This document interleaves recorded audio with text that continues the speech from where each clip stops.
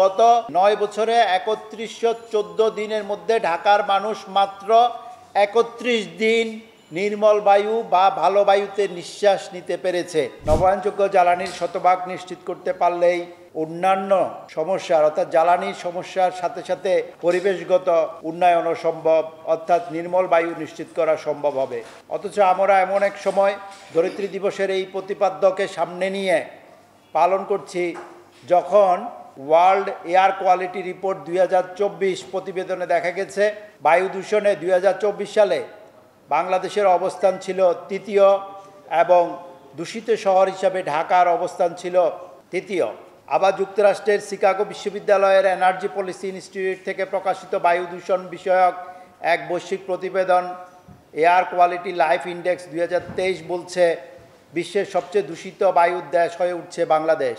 সাম্প্রতিক প্রকাশিত IQER এর তথ্য অনুযায়ী বাংলাদেশ একাধিক বছর ধরে বিশ্বের দূষিত বায়ুর দেশের তালিকায় রয়েছে। ২০২১, ২০২২, ২০২৩, ২৪ সালে বাংলাদেশের অবস্থান ছিল যথাক্রমে প্রথম এবং দ্বিতীয়। ২০২৪ সালে দূষিত শহর হিসাবে রাজধানী ঢাকার অবস্থান ছিল তৃতীয়। বাংলাদেশে অবস্থিত ঢাকাস্থ মার্কিন দূতাবাস থেকে প্রাপ্ত ২০১৬ থেকে ২০২৪ সালের অর্থাৎ গত ৯ বছরের বায়ুমান সূচক বিশ্লেষণ করেছে বায়ুমণ্ডলীয় দূষণ অধ্যয়ন কেন্দ্র ক্যাপস। প্রাপ্ত ফলাফল বিশ্লেষণের মাধ্যমে দেখা যায় যে ২০২২ এবং ২৩ সালে গত ৯ বছরের ভিতরে সবচেয়ে বেশি বায়ু দূষণ ছিল এবং ২০২২-২৩-এর ধারাবাহিকতা ২০২৪-এ পরিলক্ষিত হয়। গত ৯ বছরে ৩১১৪ দিনের মধ্যে ঢাকার মানুষ মাত্র ৩১ দিন নির্মল বায়ু বা ভালো বায়ুতে নিঃশ্বাস নিতে পেরেছে, যেটি খুবই দুঃখজনক। আমি আবার বলছি, গত ৯ বছরের ৩১১৪ দিনের মধ্যে ঢাকার মানুষ মাত্র ৩১ দিন অর্থাৎ মোট দিবসের ১% সময় নির্মল বায়ু বা ভালো বায়ুতে নিঃশ্বাস নিতে পেরেছে। এই ক্ষেত্রে মোট ৩১১৪ দিনের মধ্যে ৬২৪ দিন মোট দিনের ২০% মাঝারি ধরনের দূষণ, ২৮% অর্থাৎ ৮৭৮ দিন সংবেদনশীল বায়ু, ২৭% অর্থাৎ ৮৫৩ দিন অস্বাস্থ্যকর বায়ু, ২১% অর্থাৎ ৬৩৫ দিন খুবই অস্বাস্থ্যকর বায়ু এবং ৩% অর্থাৎ ৯৩ দিন দুর্যোগপূর্ণ বায়ু সেবন করেছে গত ৯ বছরে। ২০২৪ সালে সবচেয়ে ভালো এবং সবচেয়ে খারাপ বায়ুমানের দিন সংখ্যা ছিল ২ এবং ৩৫, অর্থাৎ একটি বছরে নির্মল বায়ু বা ভালো বায়ু সেবন করেছে ঢাকার মানুষ মাত্র ২ দিন, অথচ দুর্যোগপূর্ণ বায়ু সেবন করেছে ৩৫ দিন। বিশ্বব্যাংকের ২০২২ সালের প্রতিবেদনে উল্লেখ করা হয়েছে ২০২১ সালে বাংলাদেশে বায়ু দূষণের কারণে কমপক্ষে ২,৩৬,০০০ মানুষের মৃত্যু হয়েছে। Centre for research on energy and clean air ক্রিয়ার গবেষণা উল্লেখ করা হয়েছে বায়ু দূষণের কারণে প্রতি বছর ৫,২৫৮ শিশুসহ ১,০২,৪৫৬ জন মানুষের অকাল মৃত্যু ঘটছে। বিশেষ করে 5 বছরের কম বয়সী শিশুদের মস্তিষ্কের বিকাশে ক্ষতিকর প্রভাব ফেলছে বায়ু ও সীসা দূষণ সহ বিভিন্ন রকমের দূষণ, যা শিশুদের IQ হ্রাসের দিকে নিয়ে যাচ্ছে। আজকের এই প্রবন্ধের শিরোনাম অনুযায়ী অর্থাৎ বায়ু দূষণ নিয়ন্ত্রণে নবায়নযোগ্য জ্বালানির ভূমিকায় আমি এখন বায়ু দূষণ নিয়ন্ত্রণে নবায়নযোগ্য জ্বালানির মাধ্যমে কি উপকার আমরা পেতে পারি সেটি আপনাদের সামনে উপস্থাপন করছি। তারপরে আমি কিছু সুপারিশ বাপা এবং ক্যাপসের পক্ষ থেকে উপস্থাপন করব। বায়ু দূষণের মতো মারাত্মক সমস্যার সমাধানে নবায়নযোগ্য জ্বালানির ব্যবহার হতে পারে একটি কার্যকর পদক্ষেপ। নবায়নযোগ্য জ্বালানি বলতে বোঝায় সৌর, বায়ু, জলবিদ্যুৎ, ভূতাপীয় বিদ্যুৎ এবং বায়োমাস শক্তির মতো প্রাকৃতিক উৎস থেকে প্রাপ্ত শক্তি, যা পুনরায় ব্যবহারযোগ্য এবং পরিবেশ বান্ধব। এই জ্বালানিগুলো জীবাশ্ম জ্বালানির তুলনায় বায়ু দূষণ কমানোর পাশাপাশি পরিবেশগত ভারসাম্য রক্ষা করতে গুরুত্বপূর্ণ ভূমিকা রাখে। জীবাশ্ম জ্বালানি পোড়ানোর ফলে কার্বন ডাইঅক্সাইডের পরিমাণ বাড়ে, যা গ্রিনহাউস প্রভাব সৃষ্টি করে এবং বৈশ্বিক উষ্ণতা বৃদ্ধি করে। নবায়নযোগ্য জ্বালানি ব্যবহার করলে কার্বন ডাইঅক্সাইড নিঃসরণ প্রায় শূন্যের কোঠায় নেমে আসবে।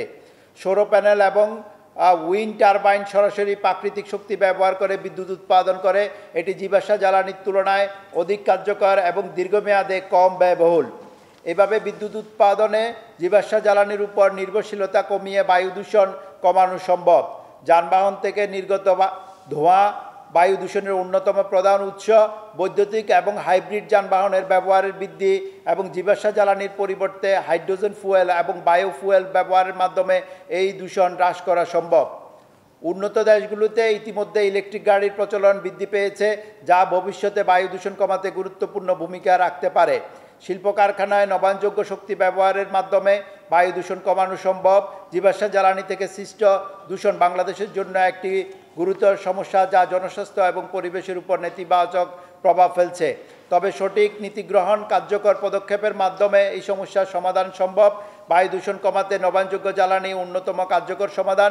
এটি শুধু পরিবেশ রক্ষা করে না, বরং দীর্ঘমেয়াদে আর্থিক সাশ্রয় এবং টেকসই উন্নয়নের সুযোগ তৈরি করে। বাংলাদেশে নবায়নযোগ্য শক্তির প্রচুর সম্ভাবনা রয়েছে। নবায়নযোগ্য জ্বালানির ব্যবহার বৃদ্ধি, পরিবহন ও শিল্প খাতে পরিবেশ বান্ধব প্রযুক্তির প্রয়োগ, জনগণের মধ্যে সচেতনতা বৃদ্ধি করে আমরা একটি সুস্থ ও সবুজ বাংলাদেশ গড়ে তুলতে পারি। এটি শুধুমাত্র বর্তমান প্রজন্মের জন্য নয়, বরং ভবিষ্যৎ প্রজন্মের জন্য একটি নিরাপদ পরিবেশ নিশ্চিত করবে। এক্ষেত্রে বাংলাদেশ পরিবেশ আন্দোলন বাপা এবং বায়ুমণ্ডলীয় দূষণ অধ্যয়ন ক্ষেত্র নিম্নলিখিত 8টি সুপারিশমালা প্রস্তাব করছে। সুপারিশগুলো হলো: 1. বায়ু দূষণকারী মেয়াদোত্তীর্ণ ও ফিটনেসবিহীন যানবাহন বন্ধ করে বৈদ্যুতিক ও হাইব্রিড যানবাহনের ব্যবহার বৃদ্ধি করা। বায়ু দূষণকারী পোড়ানো ইটের বিকল্প ব্লক ইটের উৎপাদন ও ব্যবহার বৃদ্ধিতে কার্যকর পদক্ষেপ গ্রহণ করা।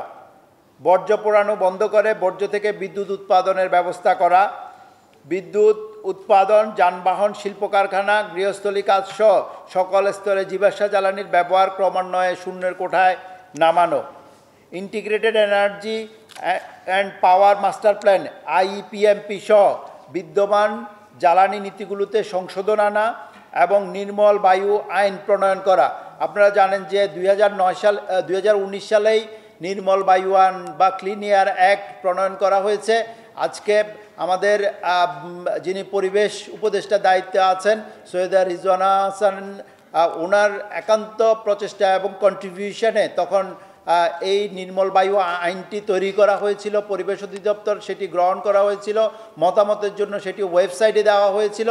কিন্তু দূষণকারীদের মনোবাসনা পূর্ণ করার জন্য সেটি চাপের মুখে তৎকালীন সরকার সে নির্মল বায়ু আইনটি পাশ না করে তাকে সাইড কাটিয়ে বায়ু দূষণ নিয়ন্ত্রণ বিধিমালা নামক তুলনামূলকভাবে দুর্বল একটি বিধিমালা প্রণয়ন করে, যেখানেই কিন্তু এই বায়ুর মানের বা স্ট্যান্ডার্ডগুলো ফ্লেক্সিবল করা হয়েছে।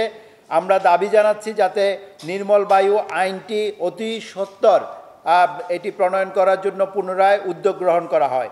বিদ্যুৎ উৎপাদন এবং শিল্প কারখানায় বিশ্বমানের সঙ্গে সামঞ্জস্যপূর্ণ নিঃসরণ মান নির্ধারণ এবং এর কঠোর প্রয়োগ নিশ্চিত করতে হবে।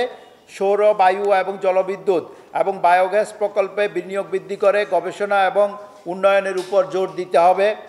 গৃহ অভ্যন্তরীণ বায়ু দূষণ কমাতে গ্রামীণ পর্যায়ে জীবাশ্ম জ্বালানির পরিবর্তে সবুজ জ্বালানি ব্যবহার নিশ্চিত করতে হবে এবং সেই সাথে সাথে প্রাকৃতিক জলাধার সংরক্ষণ করা, সবুজের পরিমাণ বৃদ্ধি করা, ছাদ বাগান সহ অন্যান্যভাবে বনভূমি রক্ষা করা সহ সবুজের যেই নিরাপত্তা সেটি নিশ্চিত করার দাবি আমরা আজকের এই সংবাদ সম্মেলন থেকে জানাচ্ছি।